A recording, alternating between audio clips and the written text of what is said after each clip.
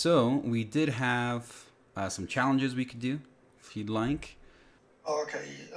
Do we have any other challenges? We do. We have quite a few, actually. So the next one on the list we have is finding articles in different sections. So this would be finding elements on a web page. And then the second challenge is called hovering with Selenium versus Cypress, because Oh, they couldn't hover with Cypress. They're like, can Selenium do it? And I was like, yeah, well, yes. yeah. I feel like the next one would be like iFrames. Yeah, seriously. That is the fourth challenge. Okay. Switch to an iframe and interact with something. Yeah. So I mean, either hover or iFrames. I would be interested in. hovering or iframes. Okay, I'll move them to the top. Yeah. Dealer's choice, I guess. Boom. Okay. All right. So let's do hovering with Selenium. Pow. Throw it over here. And I'll use Pylenium for this. Let me switch to PyCharm. Okay. So this was, by the way, yesterday's challenge where we had to go to Twitter. I had to log in and then just like something from the test automation feed. And that did everything. So I didn't have to do any like of my own weights or whatnot because it was all done for me. So bada bing, bada boom. I know. I was sorry I didn't show up yesterday. I was on a diaper run. I was just alone and afraid. No worries. So I'll do test hover. We'll use Pylenium. And then from there, we just got to find something to hover. Yeah. So let's look for things to hover. We can use our website too. Yeah, I was going to say, doesn't QAP.dev have one? Yeah, yeah. So we have like these about campaigns and everything. So we go here to this leadership page and we just check that I'm on the page. All right. So let's go py.visit. We're going to go to, let me zoom this in a little bit more. Boom. So HTTPS, we'll go to qap.dev. And then we need to hover that one element. So about, then leadership. So I got to hover about. Let's inspect this. So hover this thing. It just has a text of about, or we can just do the href of about too. So let me do href equals about. Oops. And it's that one. Boom. Easy peasy. So let me copy this. And then we're going to get this element. I'll just paste in what I copied inside the console. And then in Pylenium, you already have a hover function. So you say py.getThisThing.hover. Oh, it's cooked in. Yeah. Is that true for Selenium or Nope. Cypress? In Selenium, well, Cypress has a dot hover, but it doesn't work. So no, they can't do that. And then with Selenium, you don't have the hover. So yeah, let me see if I can Wow. test hover with Selenium. You can do it. It's just you have to do it like in a different way. I have to use Py still. So let's find it. It's py.webdriver.find element. We'd find it by CSS selector. I have to bring this in. Oh gosh, all the things I have to do. So this is by CSS selector, comma. This is what we had copied. And then I'm going to hold this in a variable just called like element. Okay. And then from there you have to use what's called the action, like the actions class. So we'll say like action, I think it's called action chains, I want to say. And yeah, right here, action chains in the Python version. So action chains, you have to make a new one. You have to pass in the WebDriver to do it. And then from there you can do stuff. So in this case, we have to say move to element. We have to pass in the element, and then we'd have to perform the thing. So that right there is us hovering the element. And that would be with Wow, Selenium. I was expecting more than 3 lines. Yeah, well, I mean, I did this all in the same line. And I didn't hold this in a variable either. I just said make a new action chains, move to element, the element perform. So this would be how you... Chains is part of... Selenium. Okay. Yeah, so everything you're seeing here is Selenium. I'm using Py just because Pylenium exposes Selenium right here with the WebDriver. I didn't have to like make a new instance of Selenium or anything. Though I would technically have to do that. So I'm still using Pylenium a little bit. I guess the real the proof in the pudding would be if you play that test, you get a pass. Oh yeah, let's give it a try. Well, let me do it this way then. So driver is equal to, we use a Chrome driver. It's WebDriver.Chrome. There we go. That's what I want. So import this name. It's this one. And then we replace all of this with just driver. Whoops. That would just be driver. Driver. I think that's it. I don't need Pylenium. Looks good. Okay, let's try it. Go Selenium version. Here we go. So there we go. So that was the Selenium way of doing it. And it passed, yay. That's cool. Wow. If it failed, the browser would have stayed up because we're not doing any cleanup in that test. And so, yeah, I'd have to handle that too. Oh crap, here goes the actual yeah. So that's the Pylenium one right there. So they both work. Cypress, you would need to do maybe some add-ons to do that, or? I think so. From the people that asked it, they weren't able to at all.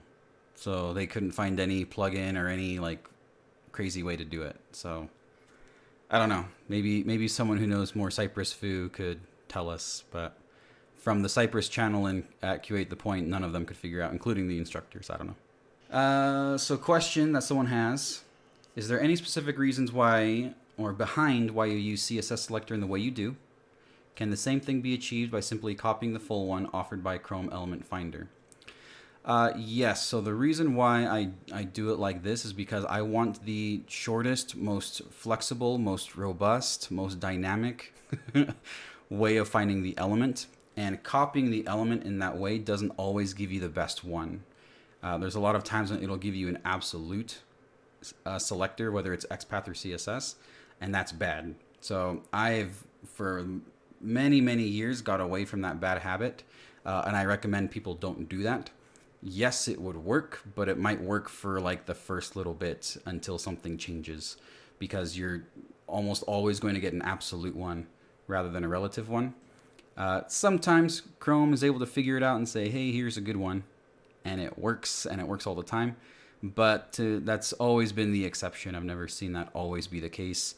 And so people that are dependent on copying the selectors that the tools give you, it's almost always a cause of flakiness. So I recommend you don't do that. So there's that. I mean, we completed that challenge. There you go. So that wasn't too bad. All right. Done. I guess, do we have anything that we can use for iFrames? Not in QAP.dev. So try spacejam.com. That website from 1998 is still up, and I think it has iFrames. Spacejam.com. Yes. All right, here we go. It's the Space Jam website for sure. Oh my gosh. Are you seeing it? Yeah, I'm looking at it right now. They've never updated it. You should show it on the screen if you can. Oh, it's streamed right now. Goodness. Yeah, it's great. So the lineup, huh? Yeah, and if you go into some of those, you'll see some iframes. So you can tell even the background is repeated. Yeah. It's just games. Oh man, this one's crazy. Here, let's inspect.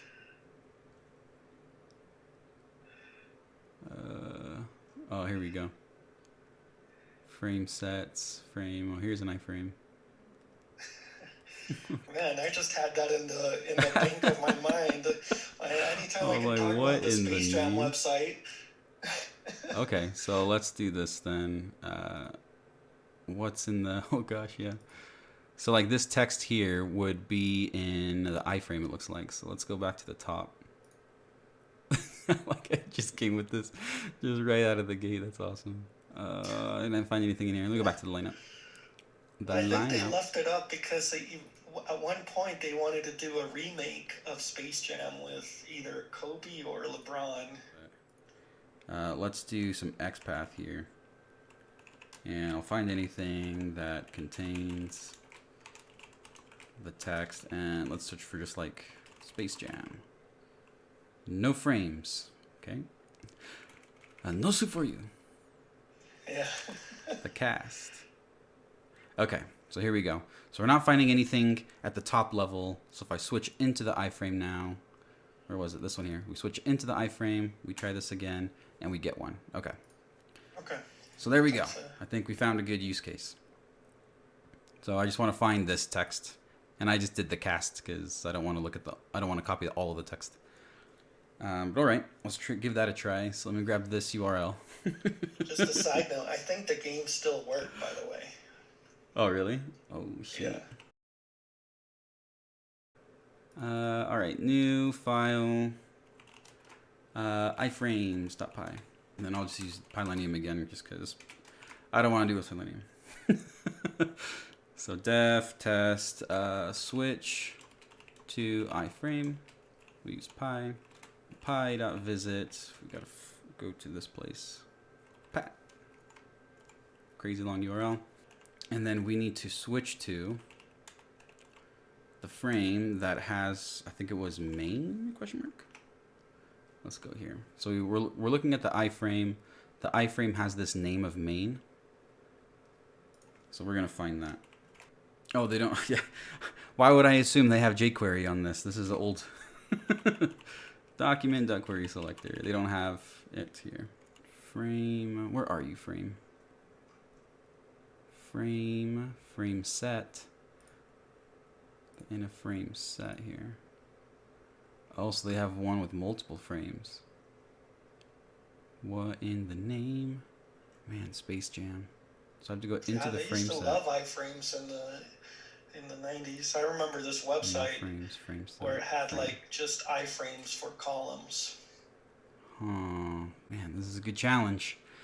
Damn you and your challenges, David.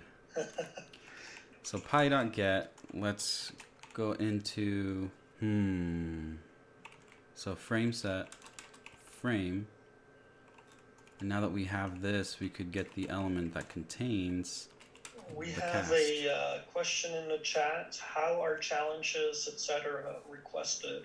I was wondering if you could present the simplest way of creating a page object model using Selenium C# for a complete beginner without any complexities.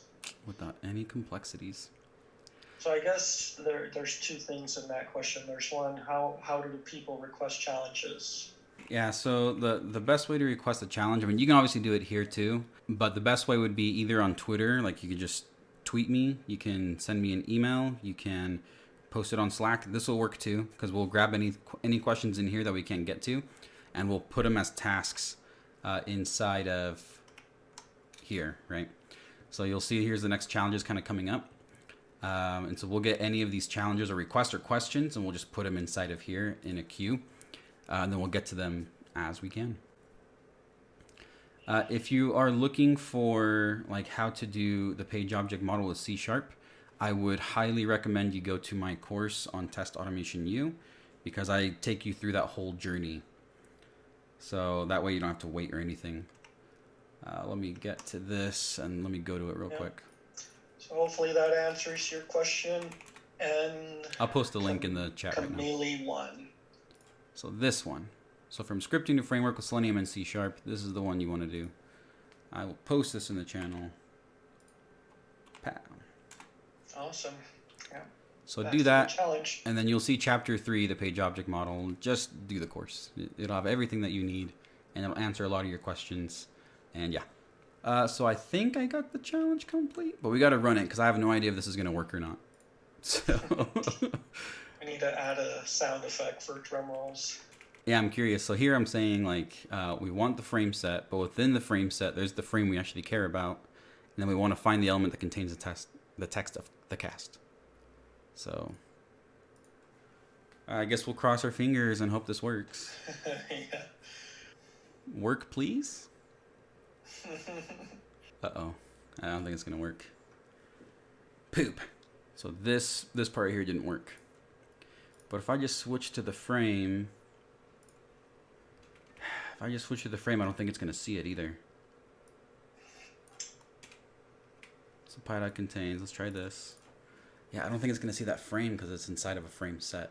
So is that just a bad example from the website? Well, I mean, it's so old school that they're doing stuff like that. But oh, look, it worked. It worked? So yeah, it doesn't matter if it's in a frame set.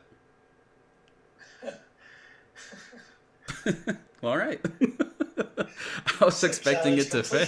I was expecting it to fail. All right. Well, hold on. I want to find like another website real quick.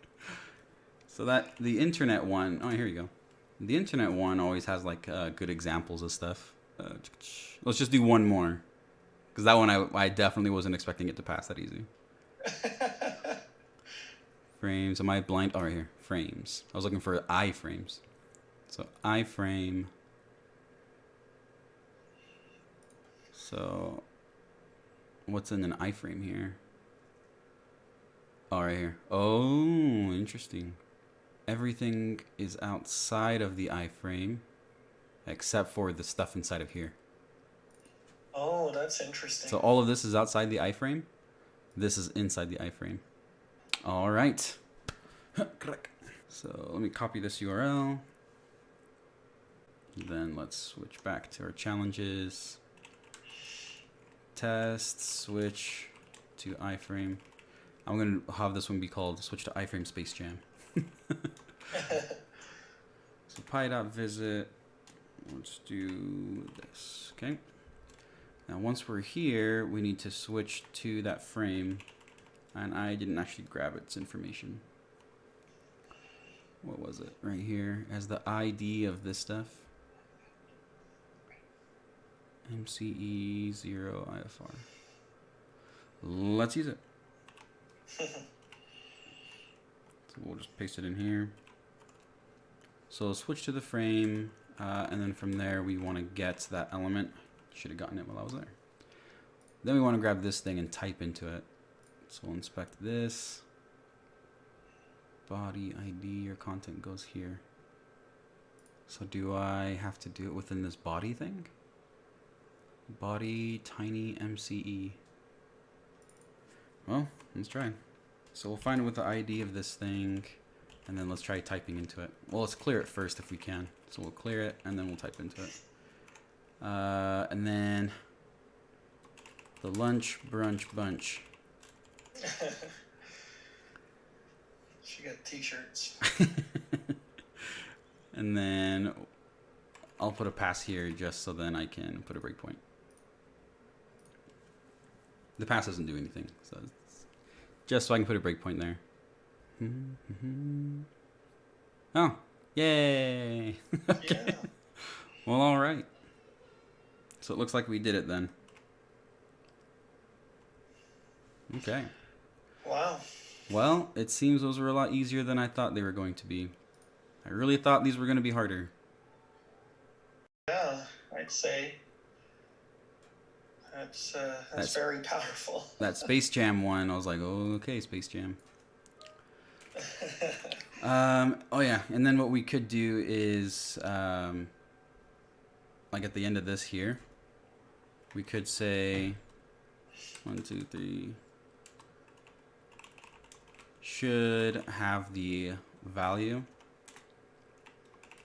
the Lunch Brunch Bunch, because we like manually validated it by looking at the screen, but we wouldn't want to manually validate it. So if all we were doing was typing into it and making sure that we typed the thing into it, this is how we would do it. Right, so we would grab this element, clear the stuff out of it, type the Lunch Brunch Bunch, and then check, well, it should now have the value of Lunch Brunch Bunch. Say that 10 times fast. Lunch Brunch Bunch. The Lunch Brunch Bunch. This is not a typo. Okay.